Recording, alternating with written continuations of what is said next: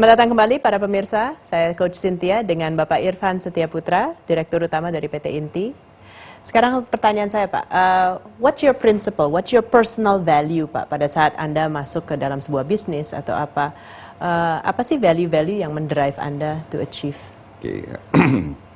Anda juga mesti tahu latar belakang ketika value itu dikit saya. So, saya sekolah di TB, 6,5 tahun. Very good, very good. Kalau saya tanya sama anak saya bilang memalukan. 6,5 tahun.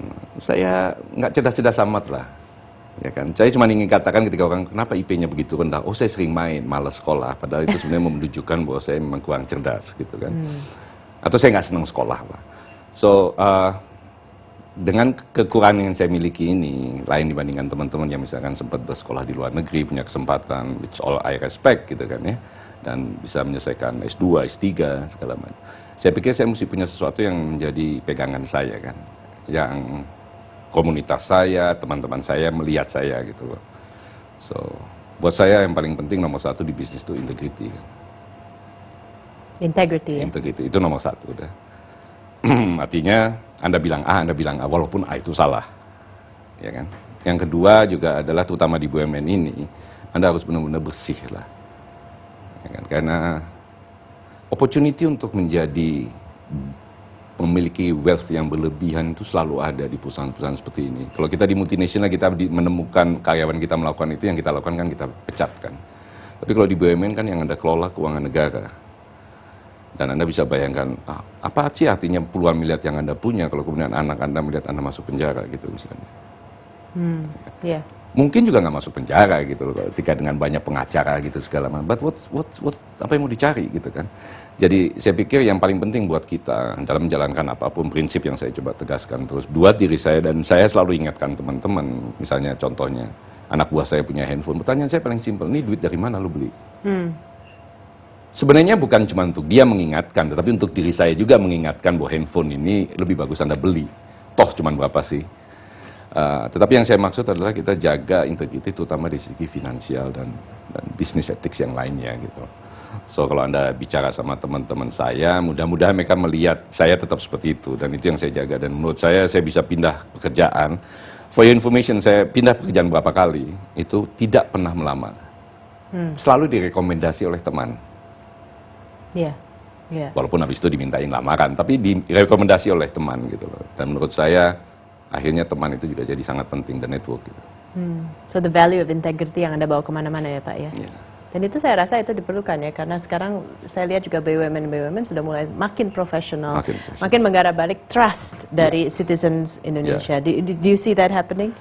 It's progressing, cuman sayang memang ada banyak teman-teman yang sebenarnya tertarik masuk ke BUMN, tiba-tiba mundur gitu loh. Karena memang ada beberapa case yang terjadi, terutama di BUMN yang kelihatannya agak seksi. Nah ini yang perlu kemudian kita selalu sebagai sebuah komunitas jaga itu ya.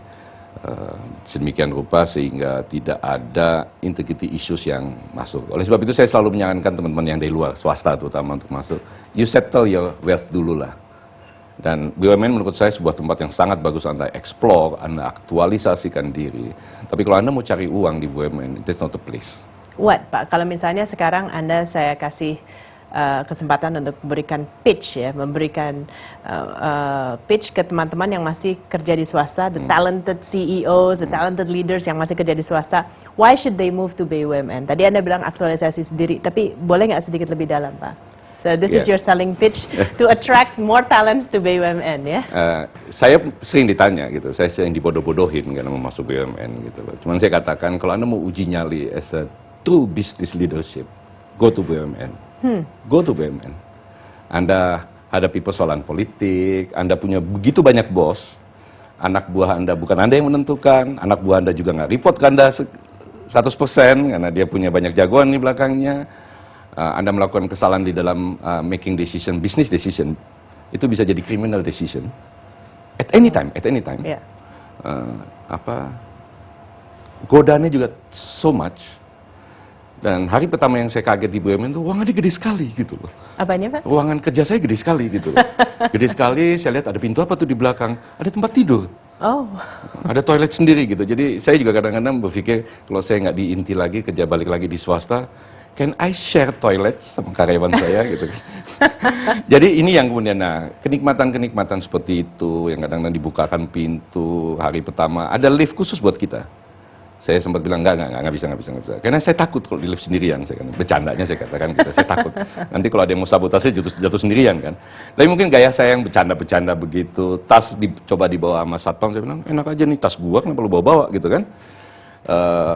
Itu membuat kita nggak pengen selamanya di BUMN. Anda ngerti maksud saya? Ketika kekuasaan begitu berlimpah, apapun diaturin orang, kadang-kadang memang nikmat kekuasaan itu gitu ya. Even perusahaan rugi lah.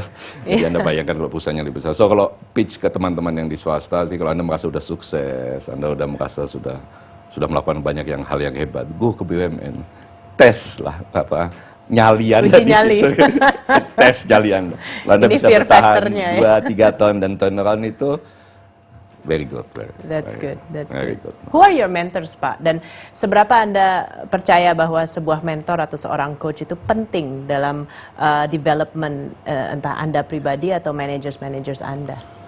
Well, coaching adalah sebuah aktivitas manajer yang saya believe 100% gitu loh. Jadi saya punya, mungkin bukan professional coach lah, tapi mantan beberapa atasan saya di banyak perusahaan sebelumnya itu, saya punya regular call lah sama mereka. Saya share ini situasi yang saya hadapi, what's the recommendation dan segala macam.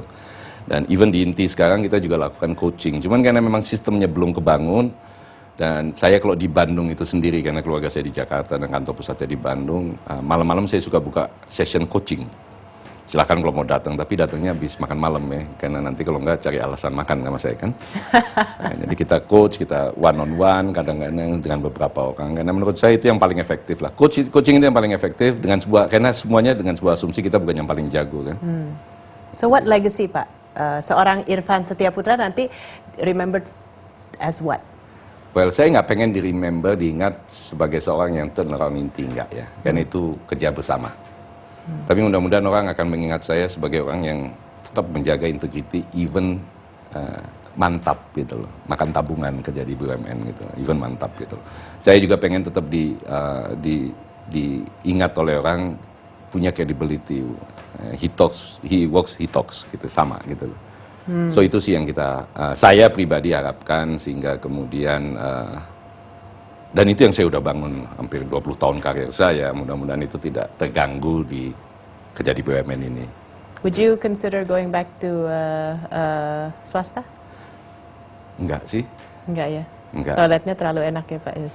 Bukan itu. Tapi mungkin usaha kecil-kecilan sama teman-teman lah. Tapi kalau kerja di multinational lagi, I think enggak lah.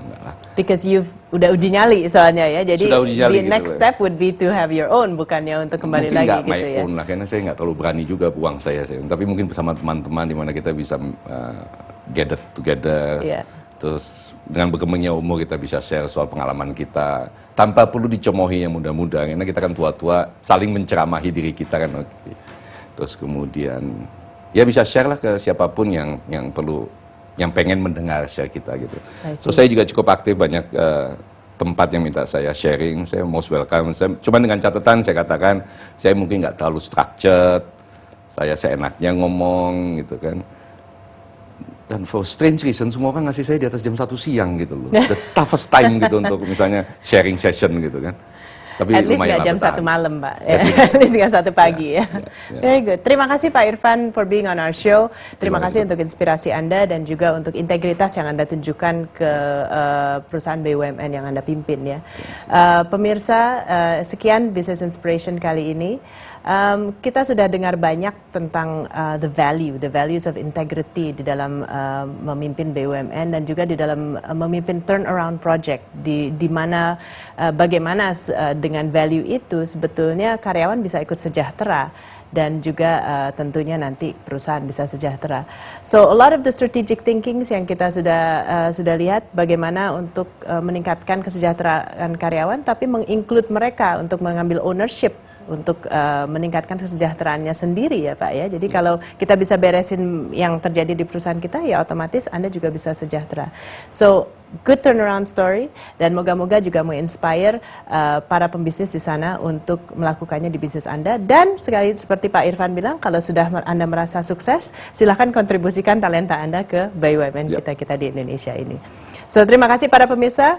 Sekian acara kita. This is Business Inspiration. Saya Coach Cynthia dari Action Coach. Thank you. Terima kasih.